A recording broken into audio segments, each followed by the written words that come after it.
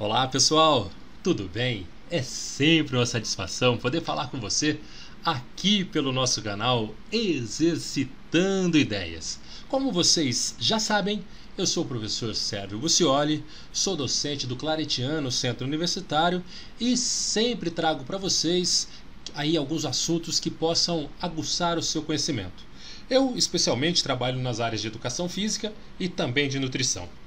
E ontem, com essas salas reunidas, eu tive a grata surpresa de trazer um assunto de grande aplicabilidade entre os meus alunos, que é a frequência cardíaca.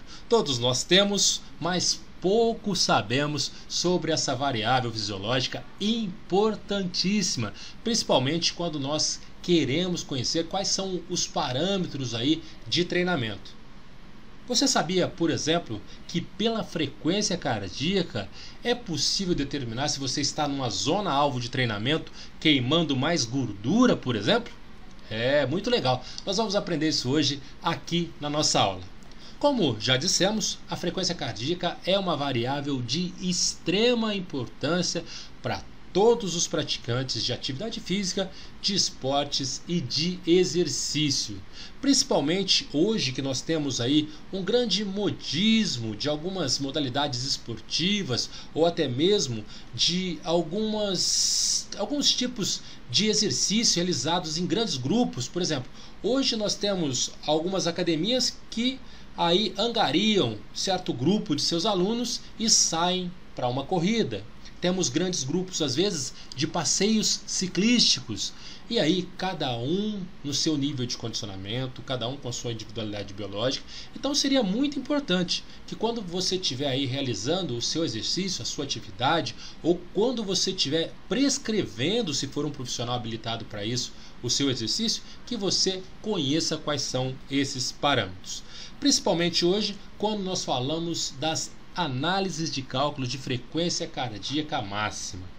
É de suma importância que este parâmetro máximo de batimento cardíaco, essa limiar de batimentos cardíacos, eles sejam muito claros para os profissionais que trabalham, certo? Principalmente prescrevendo exercícios.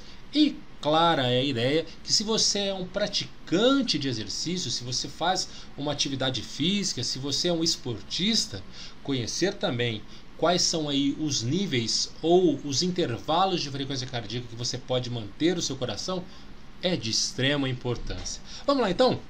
O que pode alterar a nossa frequência cardíaca? Se você levar um grande susto, tá? Você vai ter aí a sua frequência cardíaca alterada, tá? Se você realmente tiver algo abrupto, essa frequência cardíaca ela vai trazer algumas modificações. A frequência cardíaca também ela é modificada e acelerada, por exemplo, quando o coração precisa de suprir algumas necessidades e ele tem dificuldades para isso. Por exemplo, as pessoas mais sedentárias, que possuem uma massa muscular mais enfraquecida, um complexo muscular mais fraco, têm uma demanda maior cardíaca do sistema cardiorrespiratório. Por quê? Porque com o músculo mais fraco, esse coração tem que trabalhar mais. Com esse músculo mais fortalecido, com uma frequência cardíaca mais eficiente, com um coração mais treinado, é necessário que esse coração bata menos vezes para suprir as mesmas necessidades, às vezes, corporais, tá bom?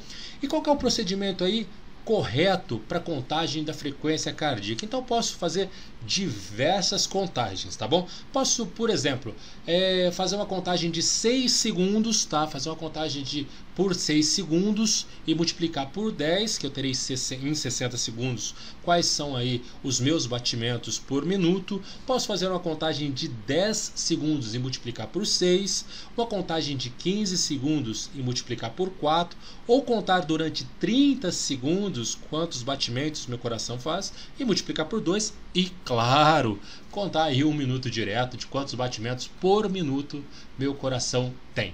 Claro que quanto maior o tempo, mais preciso será o resultado.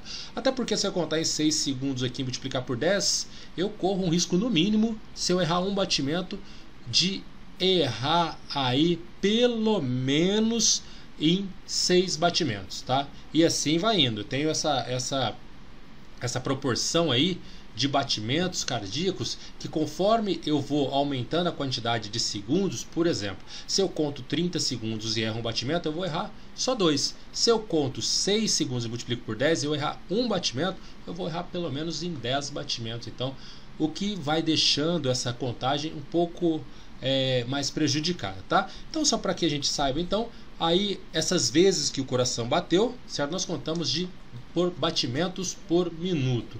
E por que é importante que eu conheça a frequência cardíaca? Primeiro, porque quando eu pratico esses exercícios, eu tenho que saber qual que é a intensidade, a duração adequada para esses exercícios.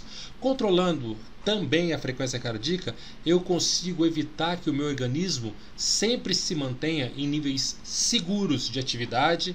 Além disso, eu começo a conhecer quais são as frequências dentro de cada zona-alvo de treinamento.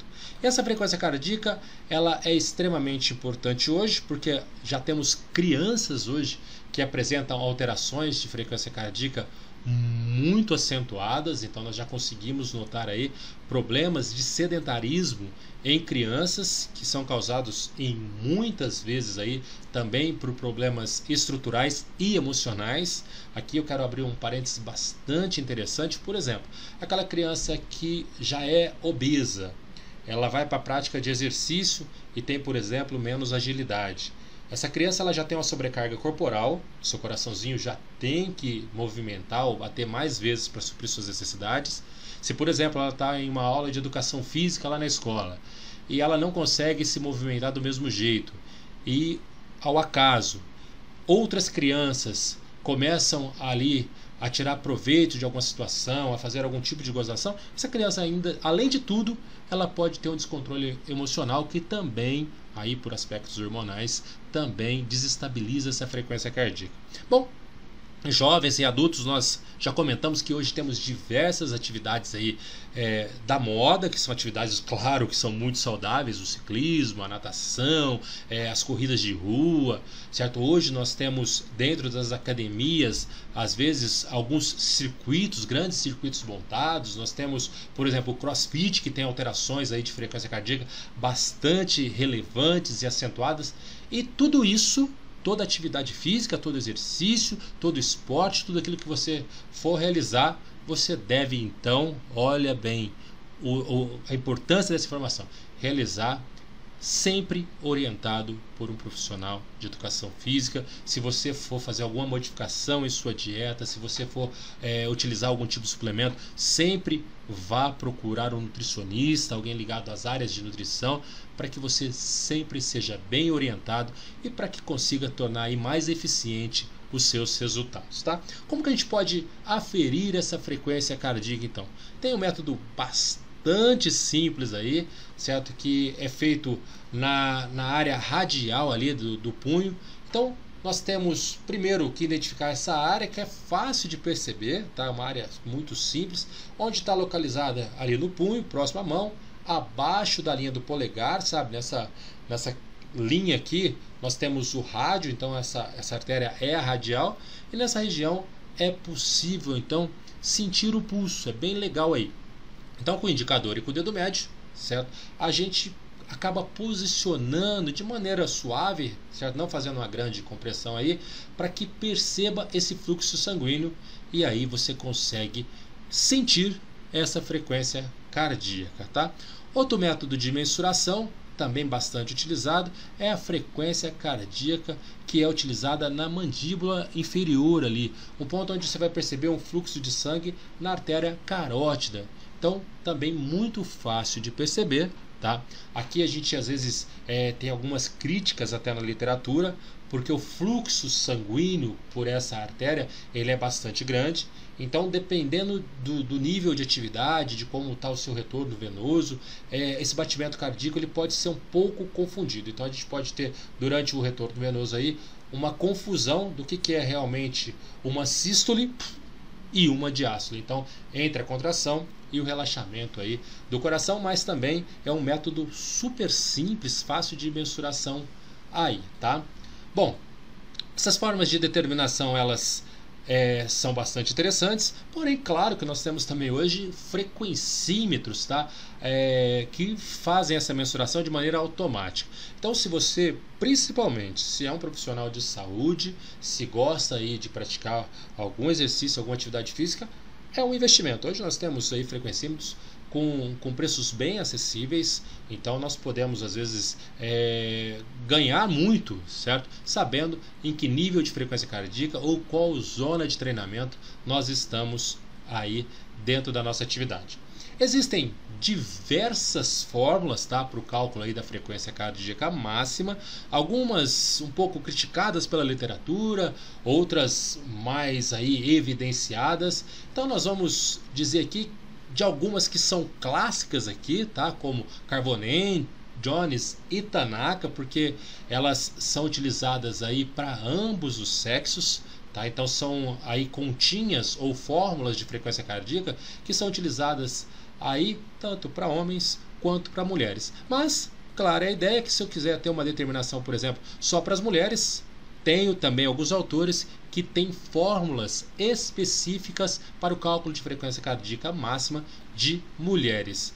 E aí nós temos, por exemplo, dentro das determinações de frequência cardíaca máxima para homens, nós temos aí inúmeras, inclusive para pessoas sedentárias, para homens ativos, para corredores fundistas. Nós não vamos nos prender muito a isso.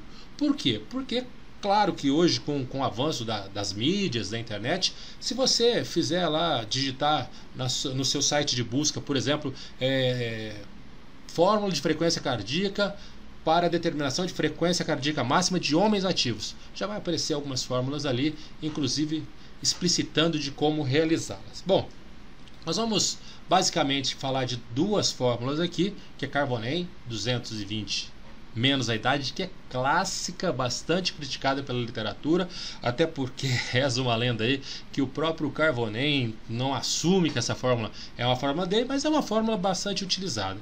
E uma fórmula de Tanaka, um pouco mais nova aí, tá? Já nos adventos do ano 2000, em 2001, que o cálculo é feito por frequência cardíaca máxima, que é igual a 208, menos 0,7 vezes a idade. Eu vou deixar um link aqui do canal do João Moura, tá? do Treino em Foco, que ele explica certinho como fazer essas mensurações, como que pode ser feito aí essa determinação da frequência cardíaca máxima, porque esse não vai ser o nosso foco hoje, a determinação, como fazer essa continha, e sim como se manter em cada uma dessas zonas alvos de treinamento. Vamos lá então?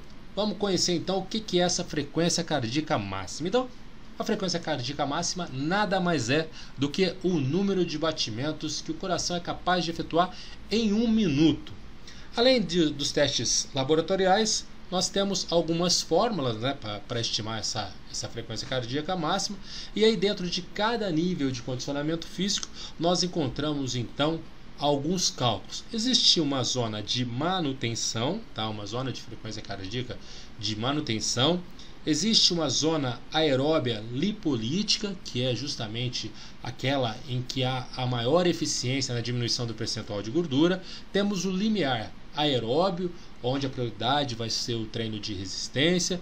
Temos uma zona mista, onde temos uma característica de maior condicionamento físico, e uma zona de esforço máximo, que é a zona que geralmente nós indicamos que seja utilizada em especial só quando há o treinamento por exemplo, de esportes, onde há uma equipe, por exemplo, de ressuscitação cardiorrespiratória, porque não é saudável que você atinja durante muito tempo grandes níveis acentuados, máximos de frequência cardíaca, até porque nós sabemos que alguns riscos podem ser aí gerados em manter essa frequência somente no esforço máximo, tá bom? Dentro dessas zonas então, a zona de manutenção, quando eu mantenho o coraçãozinho aí na frequência de manutenção entre 50% e 60%, é um trabalho geralmente utilizado para quem está iniciando a atividade física, aquelas pessoas que estão retornando à atividade física depois de um período um pouquinho parados, de interrupção, e também na recuperação daqueles treinos mais exaustivos, além de ser utilizada também nos aquecimentos, uma frequência bastante baixa, aí, entre 50% e 60%. Temos uma zona aeróbia lipolítica que é de extremo interesse aí, principalmente das mulheres que querem diminuir o percentual de gordura, que é uma zona que varia entre 60% e 70% da frequência cardíaca máxima, utilizada para melhorar o condicionamento físico aeróbio e também para diminuir aí, porque ela utiliza o lipídio como fonte energética. Então nós temos aí a diminuição consequente dos percentuais de gordura. Temos uma zona chamada de limiar aeróbio, que tem como característica a resistência. Então, quando eu estou trabalhando nessa zona entre 70% e 80% da frequência cardíaca máxima, eu tenho uma zona ideal para as pessoas que praticam o esporte de resistência, como ciclismo, corrida, futebol, e onde eu tenho a capacidade funcional consideravelmente com um número de vasos sanguíneos, uma ventilação pulmonar, de um vigor físico maior, então preciso de mais volume de sangue para ser bombeado. Temos uma outra zona que é a mista, tá? Que é do limiar anaeróbio. Eu mantenho a frequência aí entre 80% e 90% da máxima. Aqui as melhorias mais evidentes são do VO2 máximo, tá? Onde eu tenho ali um consumo grande de oxigênio, e trazendo já nesta zona que está aí próximo dos 90%, 80%, 90%, já uma tolerância maior ao ácido lático. Isso, além de melhorar a resistência, o aluno acaba não se cansando tão facilmente, e é já uma zona de treinamento que já começa a requerer aí um especialista, porque é uma zona que já começa a atingir níveis um pouco mais altos de frequência cardíaca. E por fim, quando nós falamos da zona de esforço máximo, então comentamos já anteriormente, essa zona ela é muito intensa, ela deve ser utilizada somente por pessoas que estão aí em ótima forma física. O ideal é que a gente intercale, certo, essa zona de frequência cardíaca com outros treinamentos, e aqui sim, principalmente se tiver uma equipe ali que possa prestar alguns primeiros socorros, caso de alguma eventualidade. É claro, a ideia é que uma pessoa, conforme ela vai sendo treinada, ela vai precisando de maiores estímulos aí para o seu treinamento. Mas é uma zona de esforço que ela precisa de um pouco mais de atenção e de cuidado, ok? Esses controles então são sempre feitos aí por zonas de intensidade. Tá, esses valores aí, eles são bastante interessantes de frequência cardíaca, porque eu posso determinar aí diversos perfis de treinamento, e sempre é importante que você mantenha aí um contato com um profissional de saúde, alguém que vai te orientar, alguém que possa estar sempre prescrevendo seus treinos, ou se você tem algum conhecimento, treina, quer manter a sua frequência cardíaca, que você pelo menos consulte um desses profissionais para que ele aí consiga realizar os cálculos e mostrar para você quais são as zonas de treinamento dentro dos seus objetivos.